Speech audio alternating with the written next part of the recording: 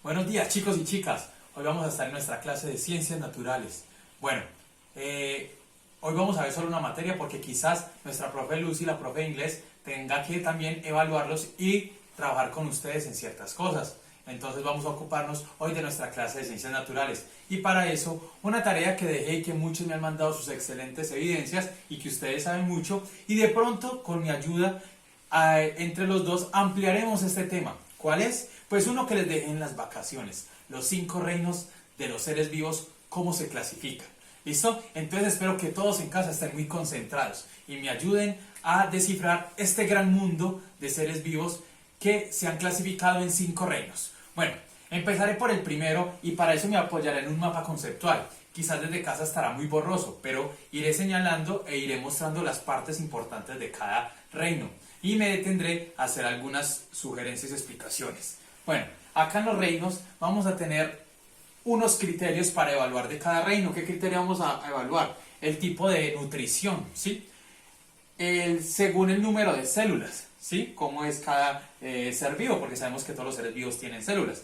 Vamos a mirar si tiene alguna presencia del núcleo. Recuerde que nuestras células tienen un núcleo definido, pero hay otros, como las bacterias, que no lo tienen. Bueno, que más adelante ya vamos a hablar de él. Y vamos a ver de una presencia de una pared celular, aunque estas 4 son las más importantes por ahora. Lo importante es que nosotros tengamos unos conceptos muy claros en las ciencias naturales y que todos los años ampliemos esos conceptos, o sea, que los que tuvimos el año pasado, este año tengamos el doble. ¿Listo? Bueno, voy a comenzar con el primer reino, y es el reino Monera, ¿sí? Quizás muchos de todos en sus evidencias, en sus tareas, me los mandaron. Pero bueno, hablemos un poco del reino Monera. Este reino tiene seres de ¿cuántas células? Pues acá me dice que unicelulares. Y de ahí vamos a hablar de unos seres vivos muy pequeños, que quizás fueron los primeros en venir a nuestro planeta, y fueron las bacterias. ¿Listo? Estas bacterias que existen desde hace millones de años son unicelulares. ¿Qué quiere decir ese concepto? Que lo debes tener muy claro. Solo poseen una célula, sencillo. Listo. Pero además son procariotas. ¿Qué es esa palabra procariotas? Hay que tenerla clara.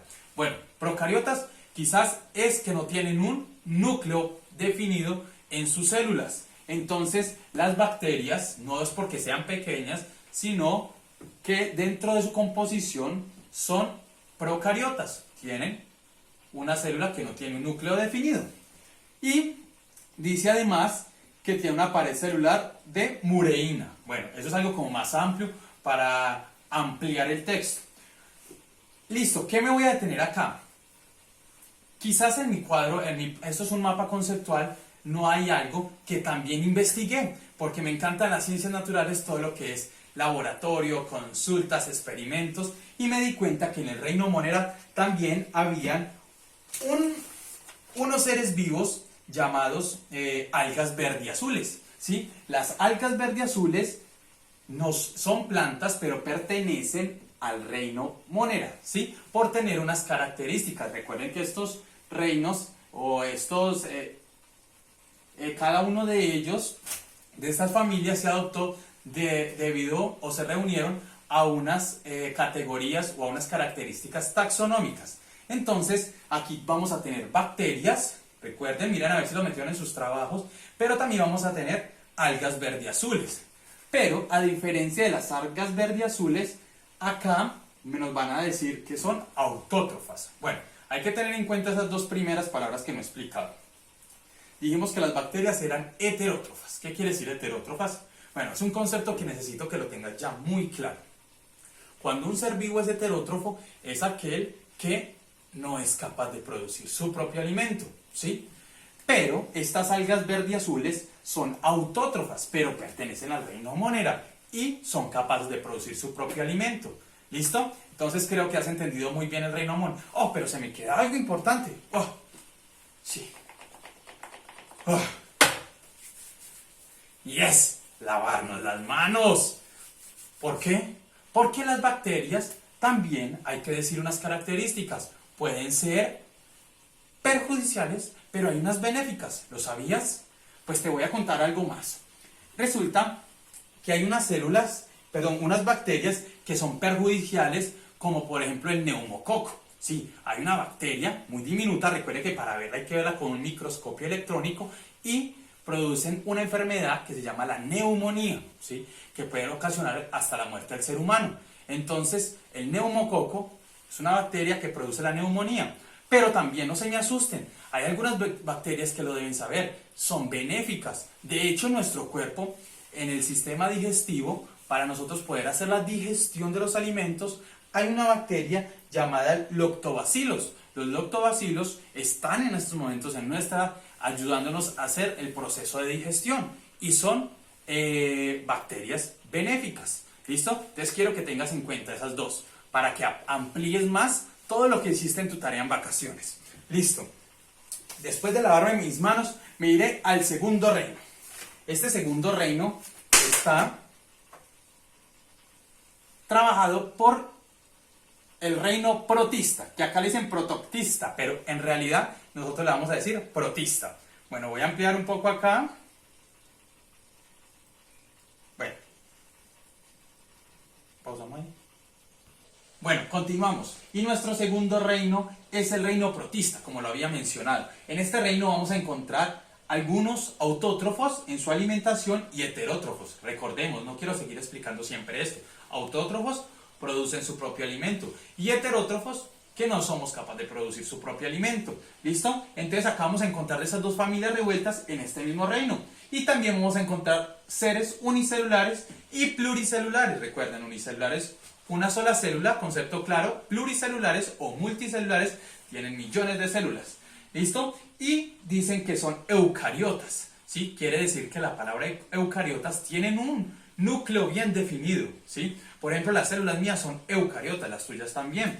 Bueno, y algunos tienen una pared celular. Voy a detenerme acá y quiero mencionar algunos seres vivos, como lo mencioné acá con las bacterias y las algas verde-azules. Pues entonces en el reino protista también deben pertenecer unos seres vivos. Y aquí los tengo muy esenciales. Por ejemplo, con los unicelulares de una sola célula, tenemos a la euglena, al paramecio y a la ameba. Sí, esos tres que también son muy diminutos, repito, la euglena, el paramecio y la ameba, son unicelulares.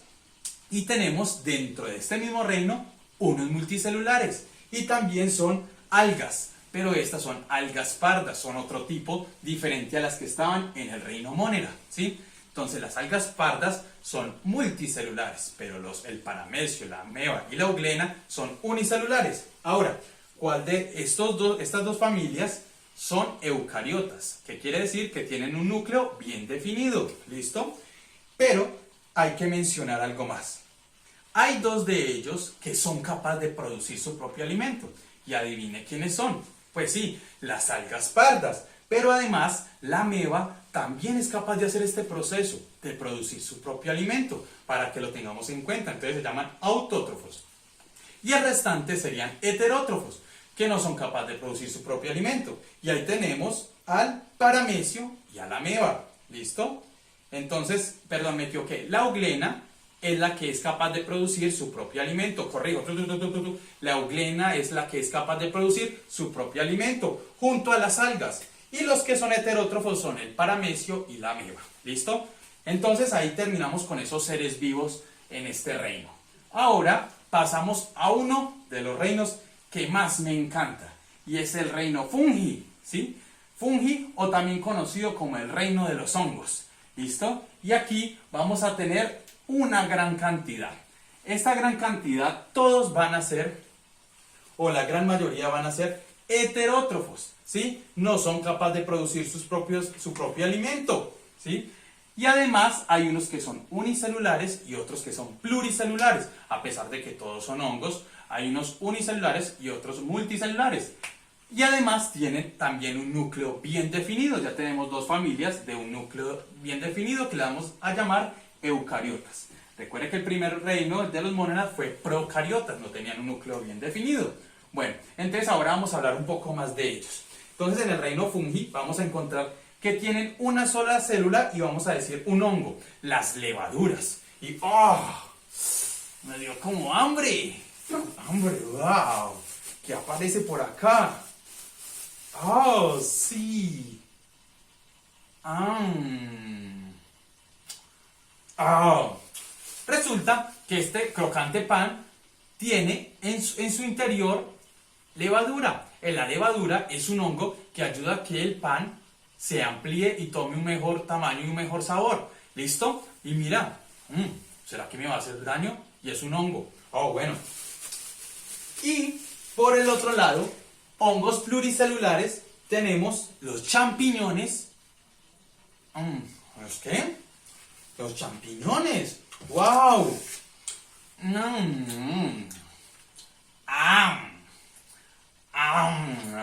¡Qué rico esta pizza! Pollo con champiñones. Yo sé que ustedes también quieren. ¡Oh, también fue comestible! Este reino fungi está interesante. Entonces, tenemos por el lado de los unicelulares las levaduras que las tiene el pan. Y por el lado de los pluricelulares tenemos los champiñones. O también el moho que le da al pan. También es pluricelular. Bueno, hay que decir que ellos no son capaces de producir su propio alimento. Entonces, ¿alguna vez te has hecho la pregunta de qué se alimentan los hongos? Pues te lo voy a aclarar. Ellos se alimentan de restos de plantas y animales que ya están muertos. O sea que son como algo de ser unos seres descomponedores. Todo lo que está por ahí, como de mal estado, ellos se alimentan de esos restos de esas plantas y esos animales. O sea, y así ellos van pudiendo ser capaces de nutrirse, porque son seres vivos. No crean que porque no tienen una boca, entonces no se van a poder nutrir. ¿Listo? Y a través de la tierra pueden absorber todos esos nutrientes. Ahora vamos a detenernos en algo importante. Pues resulta que habíamos dicho que las bacterias habían perjudiciales y benéficas. Pues en este caso encontramos que tenemos hongos comestibles, como los champiñones. ¿Listo? Pero también tenemos hongos que ayudan al procesamiento de algunos alimentos, como la levadura. ¿Listo?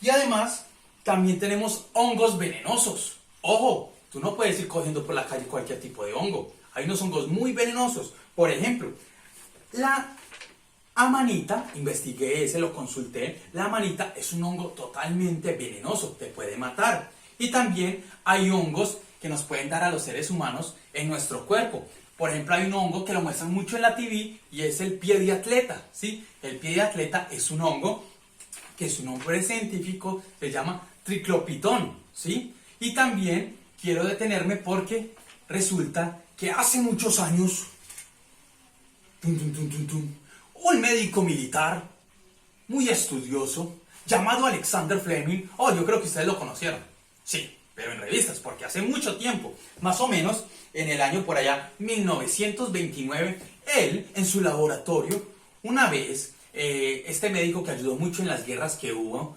se dio cuenta que algunas bacterias eran capaces de sanar algunos cultivos, ¿sí? Perdón, que algunos hongos eran capaces de sanar algunos cultivos de bacterias, ¿sí? Y se dio cuenta que estos hongos estaban muy buenos, muy benéficos.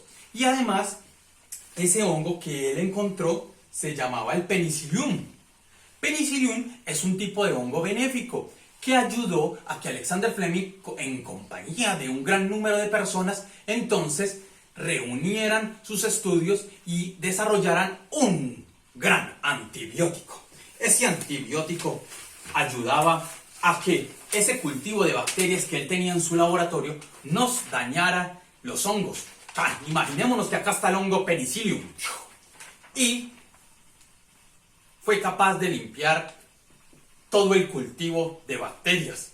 Este hongo ayudó a que él fuera capaz de crear un antibiótico que ustedes recuerdan hace mucho, se llama la penicilina, ¿sí? Y con ese antibiótico pudo curar a muchas personas durante la Guerra Mundial. Ahí, un poco de historia.